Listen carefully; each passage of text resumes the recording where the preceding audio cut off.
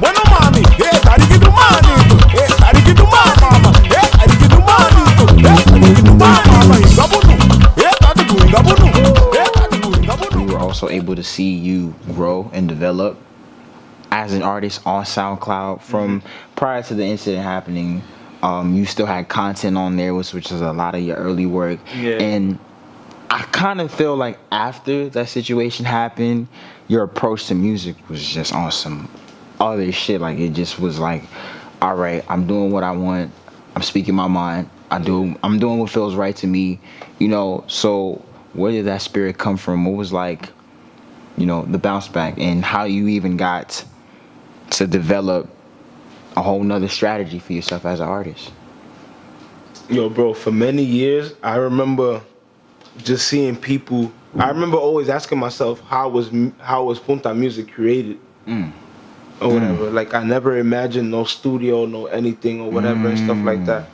Yeah, so I remember when my dad moved to Miami, he had left me a whole bunch of, like, you know, he left me a mixer, a drum machine, a microphone, a keyboard, some tape deck stuff, a DAT player, a mini disc player, amplifiers, a whole bunch of stuff.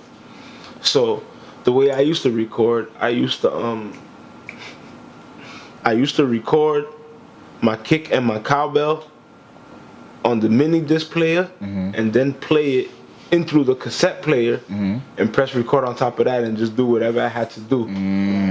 What shit. a process. Yeah. What a process.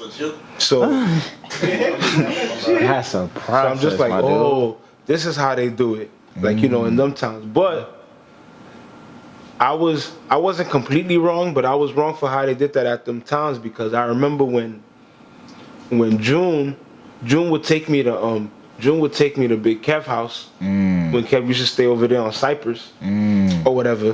And I remember seeing Kev record on the computer. And I remember one of the first things I saw there was Dennis from G&G recording congas for some song that I don't know if Eddie G&G was supposed to come out with a solo album around them times. Okay. But I know they was doing some songs. And, yeah. Right? Oh, snap. Right? Okay, yeah.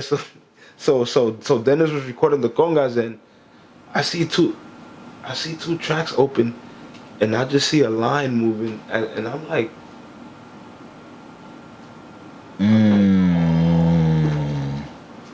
yo, bro, whatever that was, I told you, and I'm like, yo, cuz, whatever that is, I want that.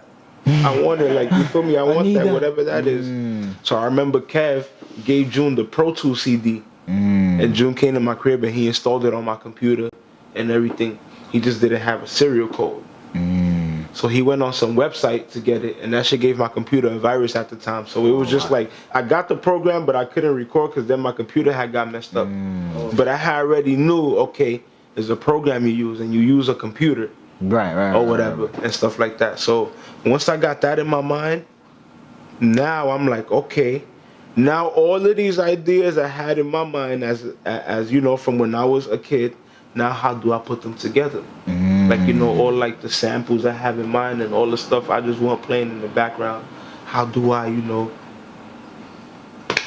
make that happen? So I started getting into more like the hip hop side. There was a time where I was like, bro, in love with Dr. Dre's work, Pharrell, Timbaland. There was a time where those were my, like, you know, top 3 producers, and I was just listening to everything they was doing and stuff like that. And I'm just like, oh, and then I started looking at videos of them in the studios, and I always seen that it's certain gadgets that do certain things. So I'm just like, oh, everything is not just the computer recording it. There's a machine on the side that you press it, and it gives you like a vintage sound, and then, like, you know, different stuff like that. So once I started discovering those things, and I found a way to get my hands on it, like, digitally, that's when I started, like, you know, producing more and just, you know, exploring and stuff like that on SoundCloud. Because most of my stuff on SoundCloud, you know, that's what that is. Okay. Tu me vois, y'a Tito Pingolinis-I.